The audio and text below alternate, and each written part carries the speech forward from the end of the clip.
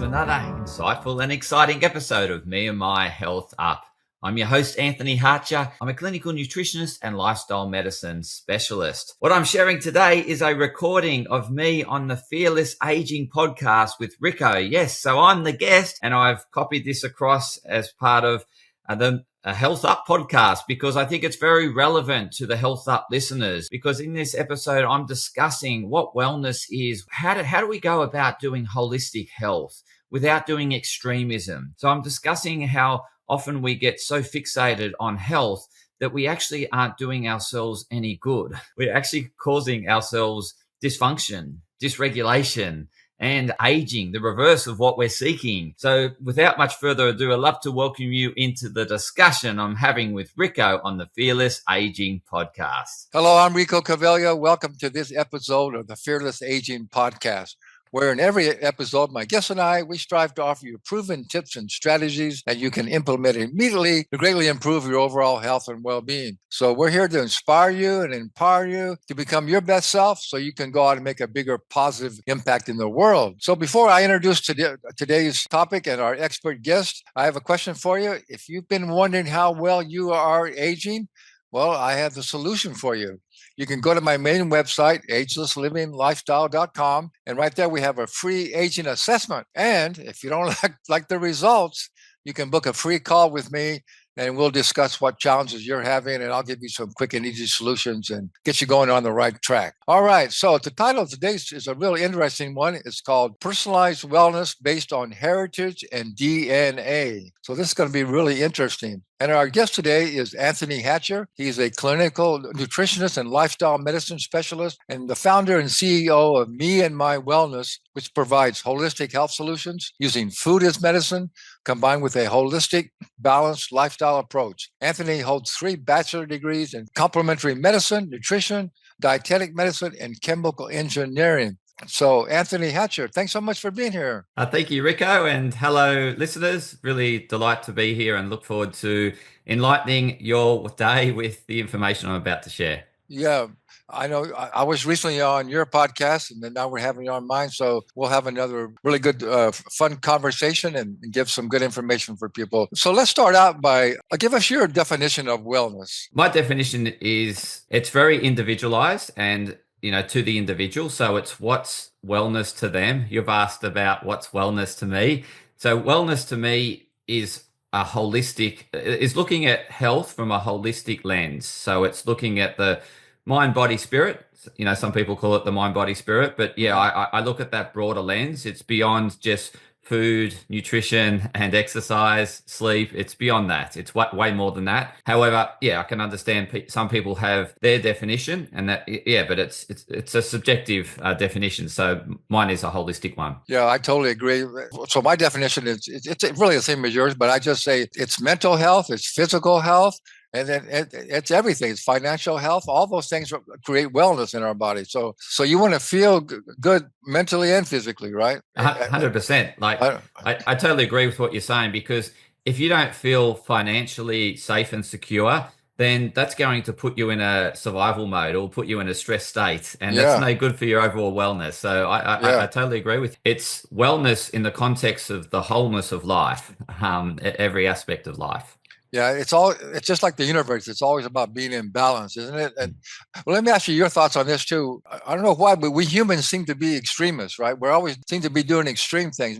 Most people are either extreme on one end. Either they're exercising too much or not enough, or same thing, eating too much and bad foods, or not eating any good foods at all. I don't know. Why are we such extremists, do you think? It's our survival wiring. So we have this very primitive wiring which is oriented towards survival, and survival is extreme. I'm either alive or I'm dead, right? So and that's pretty much why people do this whole polarization, is that they're either pursuing something as if their life depended upon it. So that's prey. So our life depended upon prey. And so we used to pursue it at all costs, right? I'd hurt myself in the pursuit of getting that prey. Otherwise, I don't know when the next food source is going to come along. That animal, I lose it in the jungle, then I don't know when the next animal I'm going to see is going to come along. So That's the towards. So we are wired to go towards things, and that's our prey. Or in today's world, that's consumerism. In today's world, that could be sex, drugs, rock and roll, right? So it's a pleasure seeking thing because it keeps us sustained and nourished. The other side of it is the avoidance. So it's the avoidance of the predator, running away from the predator.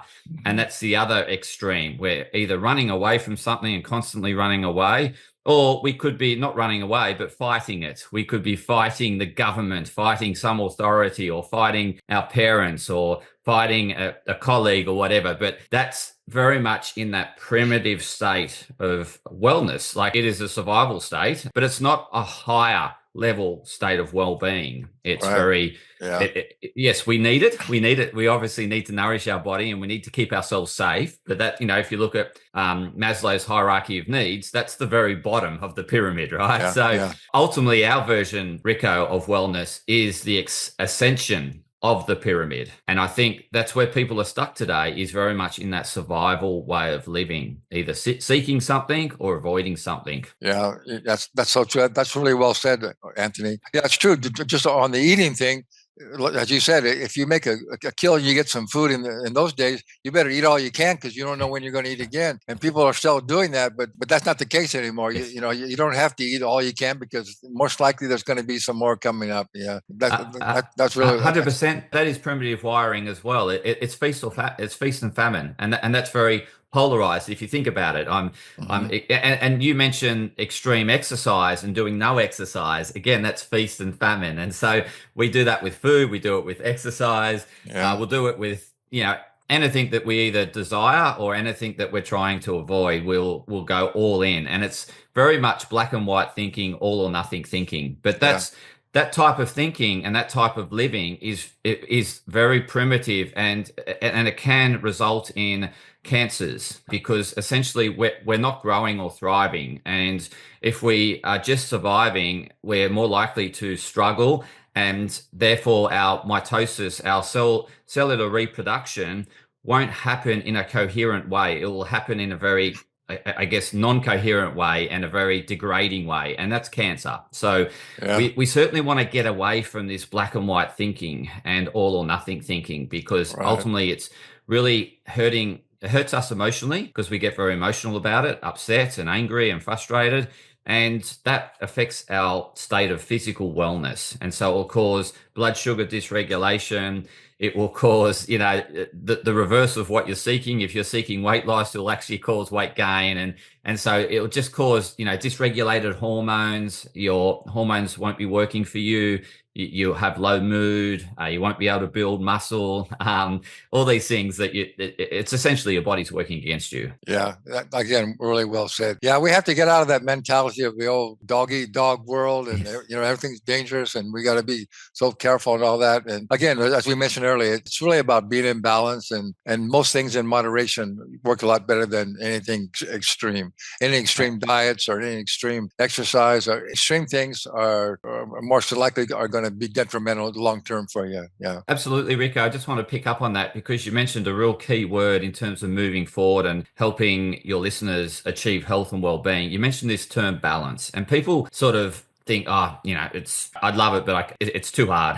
It's too difficult. I don't know what it is, but it's something that we strive towards, and it's something that our body's constantly trying to maintain. And so we need to work with the body in terms of finding it, right? And so it's not that you arrive at this perfectly balanced utopia world. You never do, right? So, but it's something that you constantly got to put work in, and we need to put work in order to maintain order in our body. And that's effort. That's like making better eating decisions. It's like exercise, making better exercise decision. It's, choosing who we hang out with and, socialize with. It's making sure that we manage money well, and that we're not just consuming things and sending ourselves into debt and all those sort of things. So I think this whole thing of balance is also important, not only physically, but mentally, because if we have extreme thinking, and it could be extreme health, is like, thinking that we need to do health to the extreme, that's actually damaging to us. And we call it orthorexia. So it's extreme health. It's like,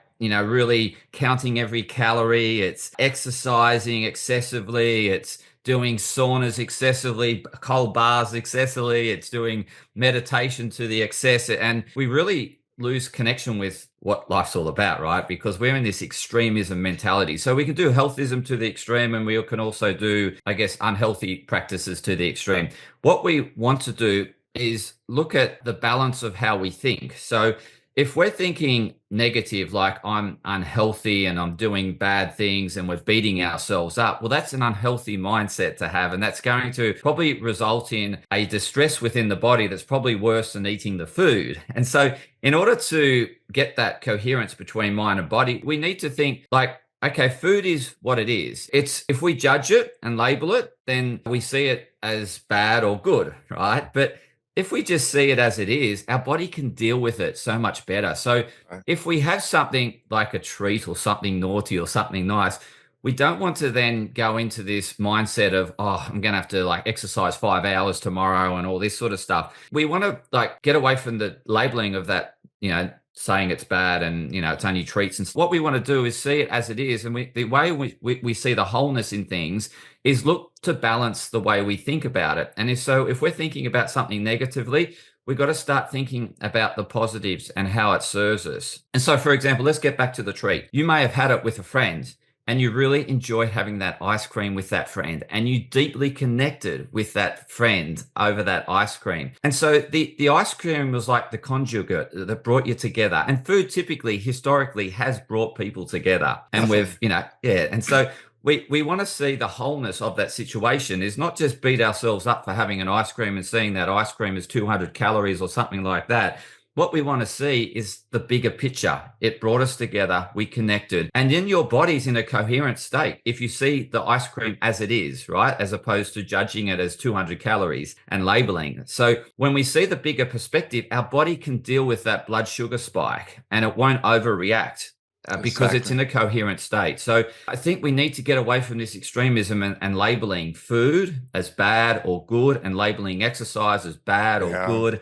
Yeah, it's really hurting us. Yeah, that's so well said again, Anthony. And we're definitely on the same page. I tell people the same thing. If you want to eat a piece of chocolate cake once in a while, well, then just really enjoy it and bless that food and say this food's going to be good for me. It's going to make me feel good. And that's the kind of then your body that's a reaction your body's going to have. But if you say I shouldn't be eating this, I feel guilty, but then your body's going to say, oh yeah, well this is bad for me. But if you say this is fine, I'm not eating chocolate cake every day. That's exactly right. That's exactly the kind of approach. And I like how you're talking about the labels. We need to get rid of all this, what's good and bad. But nothing's really actually, the whole universe is good or bad.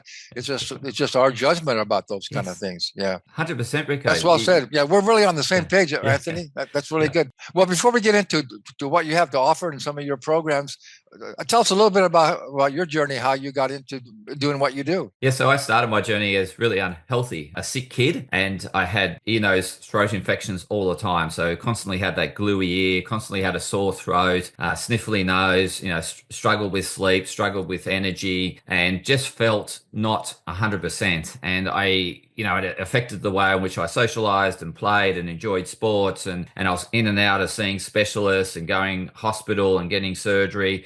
And so I had a link to health that I didn't have health. It was missing in my life. And so that drove a real hunger for health. And ever since a little boy, I've been wanting to consume and understand health and educate myself and empower myself on health and well-being. And so I've had a lifelong learning in terms of health. And through that, it's been an evolution. Obviously, science evolves and, you need to keep up with the science and health. And my perspective on health has changed over time too, because, as a kid, it was about food and nutrition. Sleep wasn't even a big thing back then. We didn't, most of us were getting pretty good sleep back then. So that was my journey. And it's what inspired me to go into the career path I'm in today, is helping others with their health. Is that I love it. I've got this inspired interest in it. I have really empowered myself, and now I want to share that knowledge that I have with others and help them along their journey. Yeah, I totally agree. I feel the same way. And again, people understand that how their health is so important, but mostly they don't deal with it until they don't have good health, So health is our true wealth is our health. If you're not healthy, you don't have anything, So that's the message that we just really want to get out to people, that it's so important to make your health a top priority, because it's the foundation for everything else in your life. Whatever you want to enjoy or accomplish or make an impact in the world, you got to have good health and lots of energy. So that's so good. So before we talk about why you talk about how you do personalized wellness based on heritage and DNA, we'll get into that in just a moment. But I want to just one more thing I want to ask you, because you say that your company, Me&my Wellness, exists because wellness has become too complicated. So what exactly do you mean by that? Yeah, so we overcomplicate wellness into thinking that there's a silver bullet, right? There's one thing that I'm missing. I've got to find that thing, and that's going to bring me everything, right? And so we're in pursuit of this fantasy around the silver bullet of health, and we lose sight that health is actually really simple. It's really basic, and we've discussed the foundational principles of health. We spoke about how we need to have a healthy mind, a healthy body, and ultimately a healthy connection with life, and see it as it is, and not label it or judge it, and really have that transformational evolution of thinking and growth of ourselves and being the best version of who we are. Yeah. However, we complicate it. We think there's always something missing, but it's within us, and we just need to get back to the simplicity of health as opposed to chasing supplements.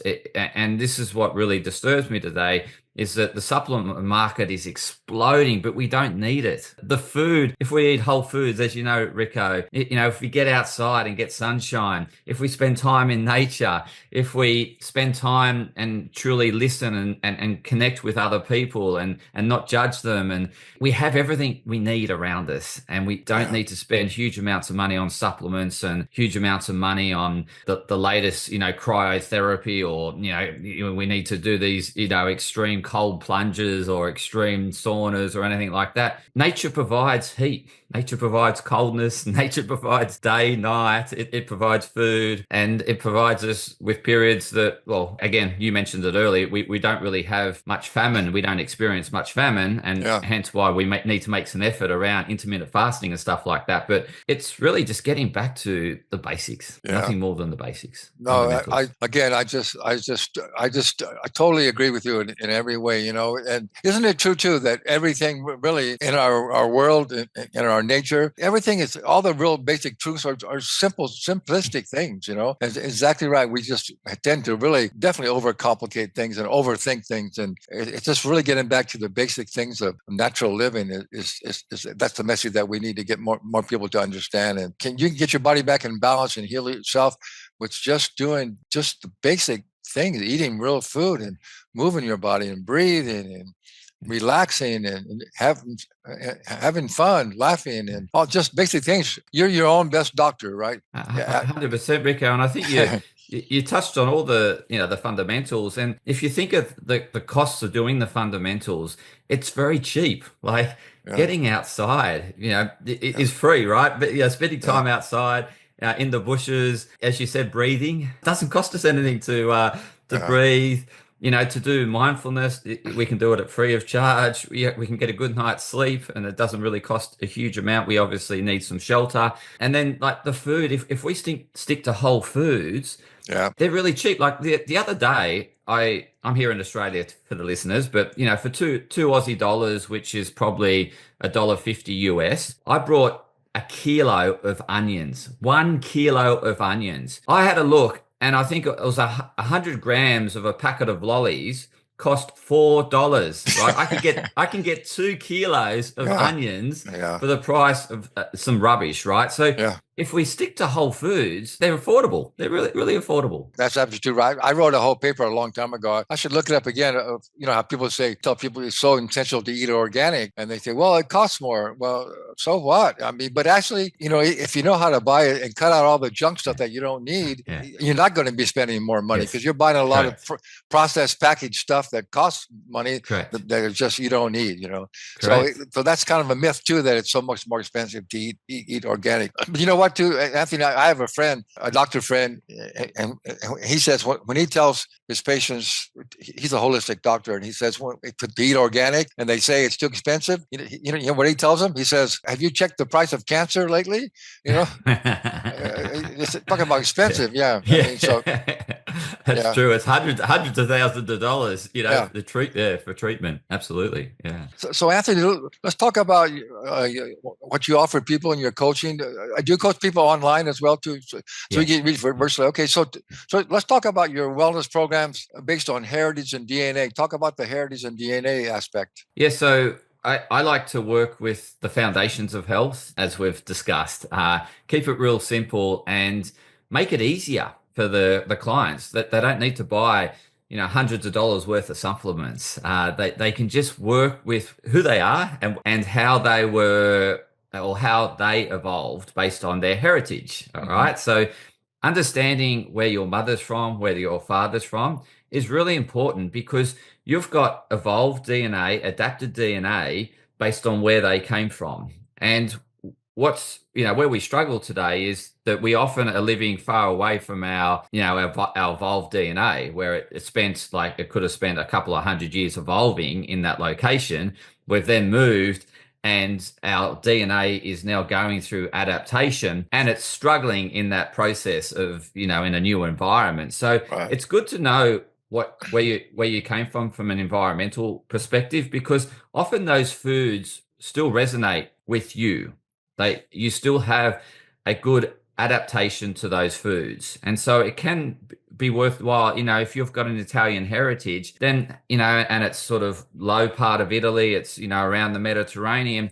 Well, you'll probably find that, Mediterranean style diet is probably going to work quite well for you. Getting sunlight will work for you. Spending time in a sauna will work for you because around the Mediterranean, it's quite warm. Right. Whereas if you're from northern Italy or England, where it's colder, then if you do like deliberate cold exposure, then that's going to be beneficial for you. If you eat foods available in those cold climates, which is probably going to be more the fat and the proteins and less of the carbohydrates. And so hence, like, people around the equator can digest and assimilate carbohydrates really well. But as you go north and south of the equator, it becomes less plentiful, right? And it's more sort of animals that can survive in those colder climates. And so people in England should be, eating more cold fish, even if they've come to Australia or they've gone to America. Those sort of foods resonate and easily assimilate and be digestible in your body because you've got DNA that's well adapted to that. I was just going to say, yeah, so the foods that are grown where you live are usually the foods that are most adaptable, and you can utilize them the best. And also, as you said, the foods that your heritage, where your ancestors lived, and the foods that they ate, those are still going to be kind of good foods for you. So like you say, if you live in the north in a cold climate, you shouldn't be eating pineapples and papayas and that kind of stuff, right?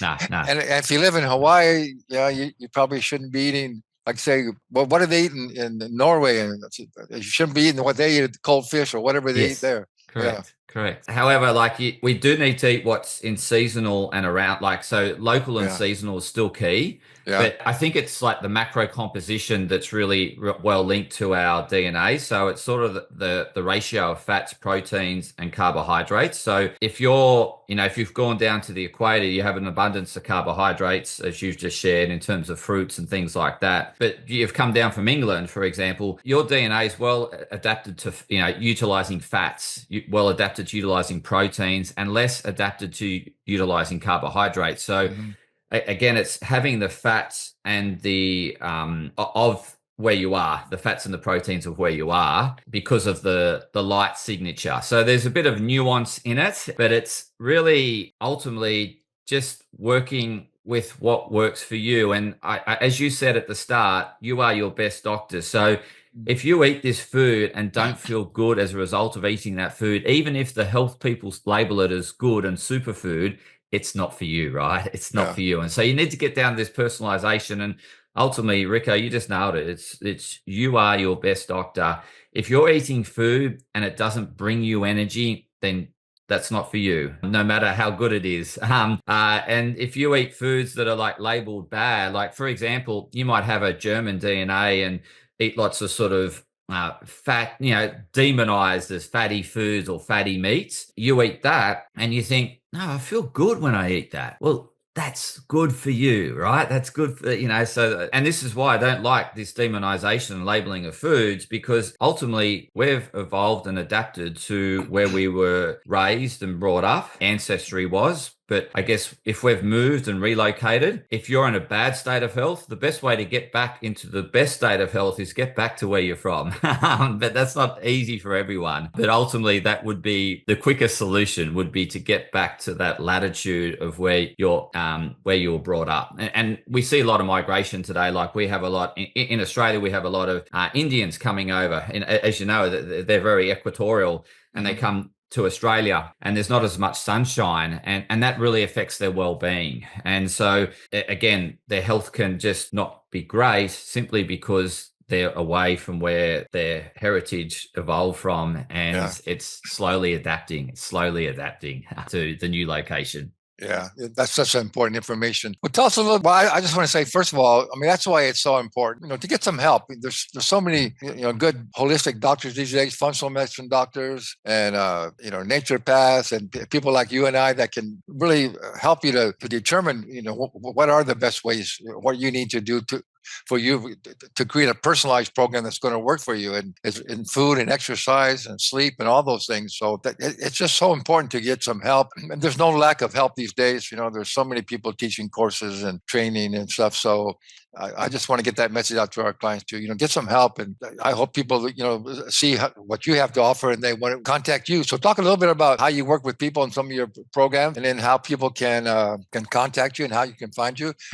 And I know you have something, you have a nice something that you have to offer there for free to our audience when they go to your website. Yeah, so I'm a big believer that finding the right person to help you. So, and that's why there's a wide variety of healthcare practitioners. So ultimately, it's connecting with the person, and having that connection will start your healing journey. And so this is why I offer a free discovery session, because I'm not for everyone. I am right for certain people. And so this enables you to sense whether I'm the right person for you. So I have a free discovery session with you where we get to know each other. I understand what you're looking for, and I see whether I'm the best qualified to help you with what you're looking for, or I could direct you to someone that's more qualified or could be better helpful for you. So I offer this free discovery session. It's certainly available to all your listeners to just touch base with me. If they think that, I sound okay and what I shared today resonates with them, then it's probably worth touching base, and we can have a chat. And if you think I'm right, then we can work together, because ultimately you want a win-win situation where you both enjoy the journey together.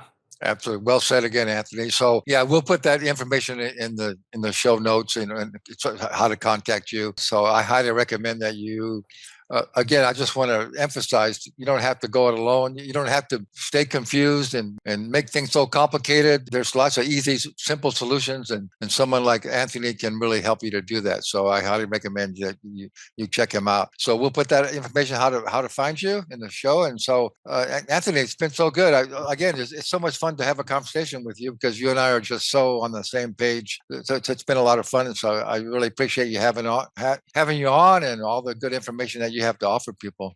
Thank you, Rico. I really appreciate you inviting me on, and I really enjoy our conversation. So thank you once again, and thank you, listeners. And so I like to always end all my shows with one of Einstein's brilliant statements, that knowledge without action is useless. So we always give you some good information, some wisdom, some knowledge, but you got to take action on it, right? So you got to step up and take action. So I highly recommend that you contact Anthony.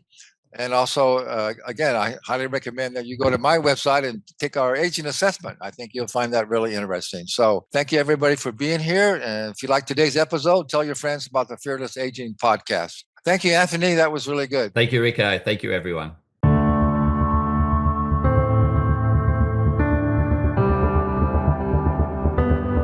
Podcast disclaimer. This podcast and any information, advice, opinions, or statements within it do not constitute medical, healthcare, or professional advice, and are provided for general information purposes only. All care is taken in the preparation of the information in this podcast. Connected Wellness Proprietary Limited, operating under the brand me&my Health Up, does not make any representations or give any warranties about its accuracy, reliability, completeness, or suitability for any particular purpose. This podcast and any information, advice, opinions, or statements within it are not to be used as a substitute for professional, medical, psychological, psychiatric, or any other mental health care or healthcare in general.